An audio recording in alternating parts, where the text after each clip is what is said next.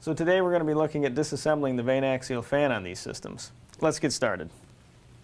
So we'll start by taking the casing piece off, which is the blue piece here. And if you notice, there's 4 snaps, 2 on the front and 2 on the back. If you reach around to the back of the fan, put your fingers on each one of the back snaps and just push in lightly and upwards, the back of the casing will snap free from the stator.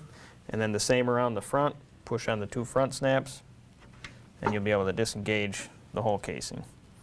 So we can set that aside. Okay, so next step is to take the rotor off, and if you notice, there's 6 fasteners in the hub of the rotor. Those are 5/16 hex. We want to take those 6 out. Before we do that, it's always a good idea to mark the position of the rotor relative to the motor, just in case we need to put it back on in the same orientation. So if you'll notice, there's actually numbers on the nose of the rotor here. They indicate the blade number. So if we just want to mark blade number 1 relative to the motor position, we can make sure we put it back on exactly the way it came off. I'm just going to do that with a piece of tape here. And then we reach in and we can take out the 5/16 hex. Again, there's 6 of them that are evenly spaced around the hub.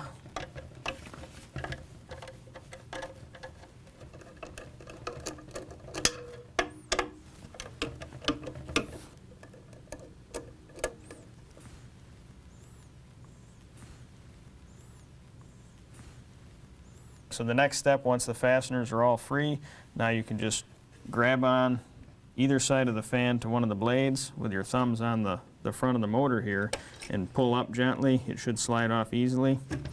And once you do that, you'll note the 6 fasteners that we just loosened up, and there's also these 3 metal retaining rings, independent sections inside the hub of the motor.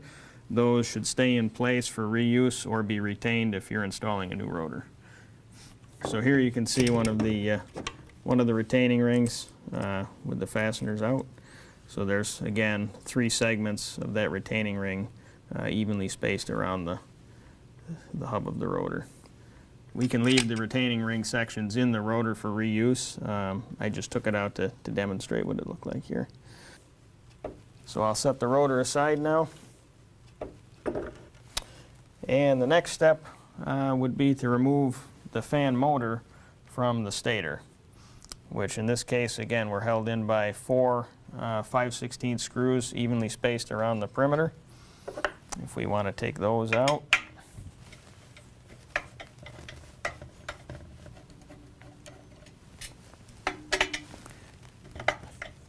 it's important to note here that these fasteners do have thread locking compound on them.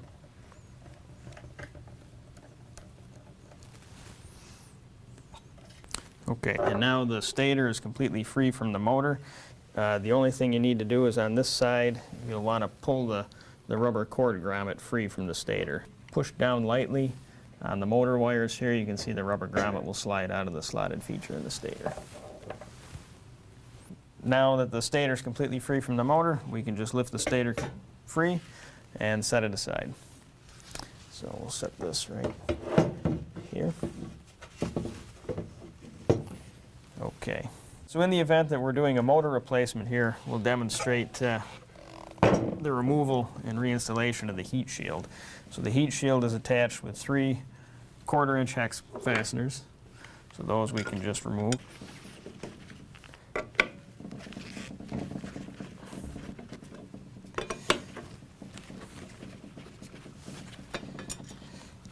Here you can see the embossments of the heat shield that actually rest against the motor when assembled. They give it the standoff distance. Okay, so now we'll cover the reinstallation of a heat shield onto a new motor. So now here we have our new motor. We take our heat shield that we took off of the old motor that was being replaced. If you just line it up, again, with the embossments pointed down against the motor, line up the 3 holes. They are thread cutting fasteners. We want them to cut the threads back into the aluminum of the motor. Throughout the assembly procedure of the fan, be sure to reference any documented torque specifications, both for the motor and the rotor installation.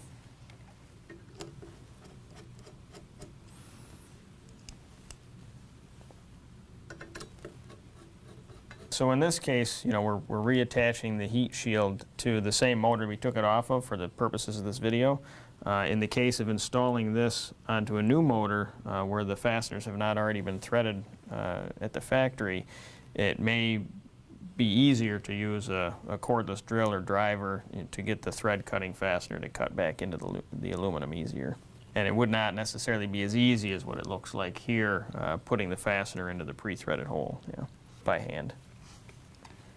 Okay, so now we'll demonstrate the removal of this flow control ring that you can see is attached to the stator in the event that we need to replace it. So for this, we just flip the stator upside down so that we can gain access to the snaps of the backside of the ring. And if you look down inside the stator vanes, you can see the blue snaps protruding through every third vane here. And the easy way to disassemble this is to reach down in that vane passage with a pair of needle nose pliers and just kind of gently push the two heads of the snap together and push gently through the stator.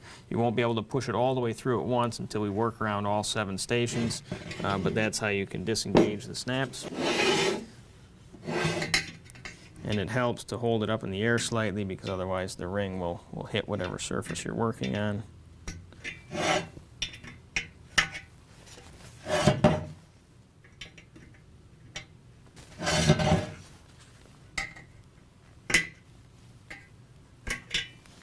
Okay, and then once we've disengaged all 7 snaps, you can set the stator back down, just grasp the ring, and it'll pull free.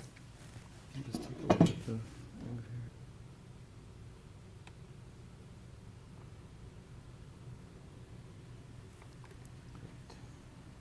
So in the event that we need to replace the flow control ring into a new stator or a new ring into an existing stator, you simply line up the 7 snap features on the ring and set them down into the little pockets on the leading edge of each one of these vanes.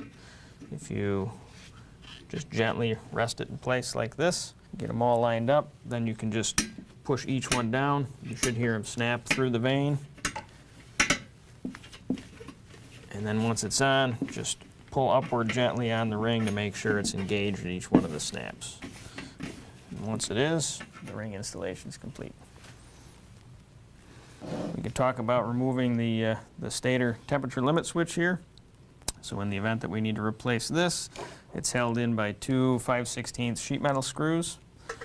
If we just want to remove those 2 fasteners,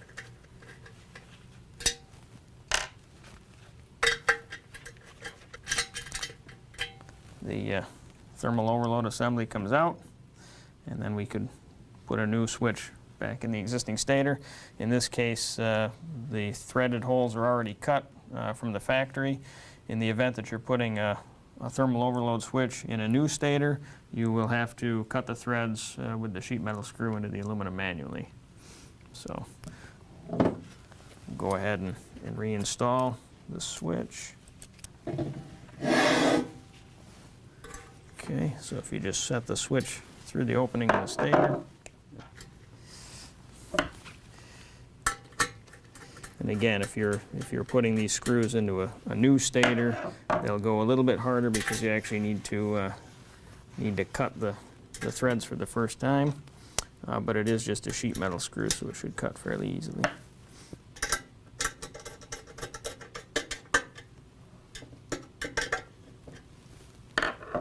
Okay.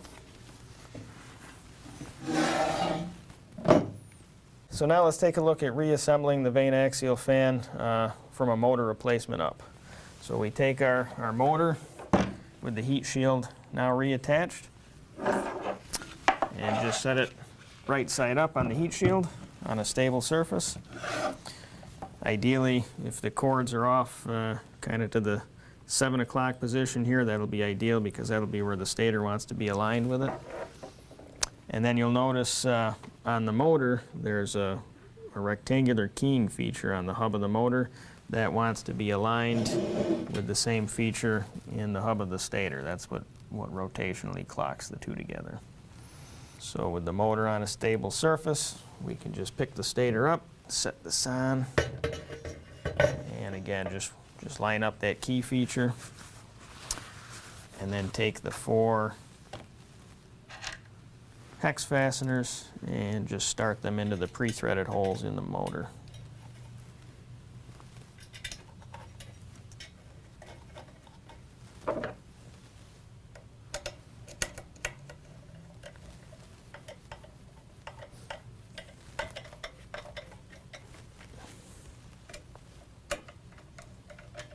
Okay, and then the final step is to fish the cord grommet back through the slot in the stator here. So you'll notice the cord grommet has a split ring on it.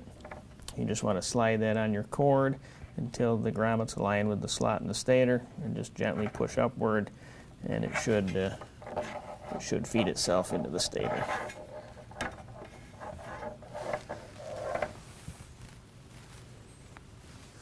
Okay. And then the next step is to reinstall the rotor. Now if you're putting, for whatever reason, the same exact rotor on the same exact motor, during the process you can reuse the rotor, and you just line that rotor up with the mark that we marked for the particular blade 1, just to get the orientation right. If you've replaced a motor or a rotor, we have here a sample just to show the difference in the installation. In this case, there is no rotational directivity that needs to be aligned because it's a new rotor. The only reason we keep it aligned is for balance purposes if we're putting a rotor back on an existing motor. But if you're installing a new rotor, you simply set it on the nose of the motor, and then it's best to drop a pin or other alignment, alignment pin or a hex wrench or screwdriver through one of the holes in the fan rotor down into the motor. So I demonstrate that here. The reason for that is to ensure that the fastener holes are aligned as you press the two together. Grab the shroud of the rotor and just gently pull down, like so. Take the screwdriver out or whatever other alignment mechanism you used. And then in this case, we'll take the retaining ring out of the old rotor and all the fasteners and put them in the new one.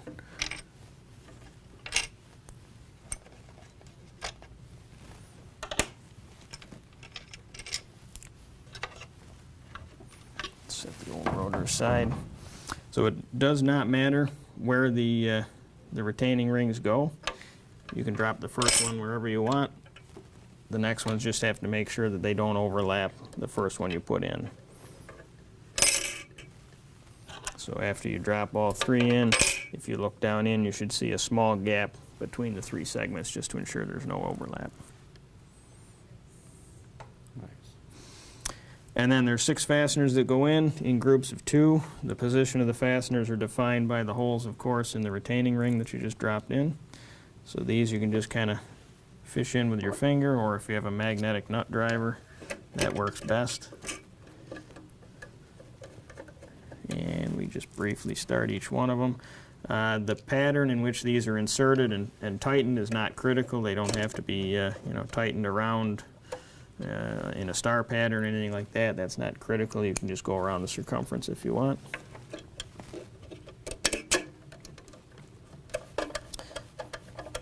And usually it's easiest to hold onto the shroud of the rotor to keep it from spinning while you tighten these up.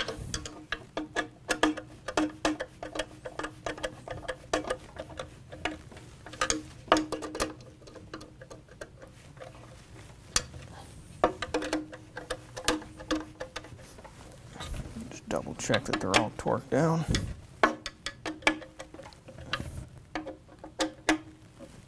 And that finishes the installation of the rotor.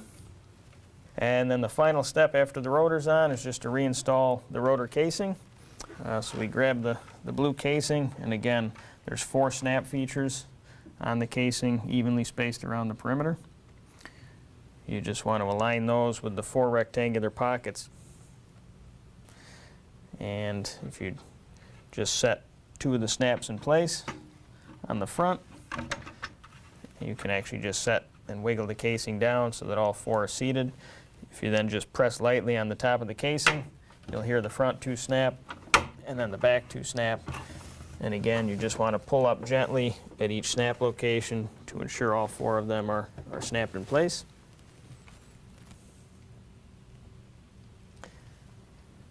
And then the final check is just to spin the fan by hand to make sure that there's no rubbing that occurs at the casing and the front of the shroud.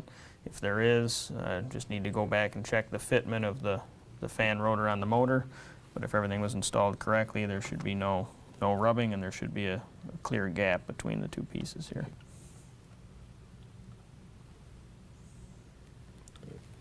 Okay, so there you have it. That covers the disassembly and reassembly of the Vane Axial fan system.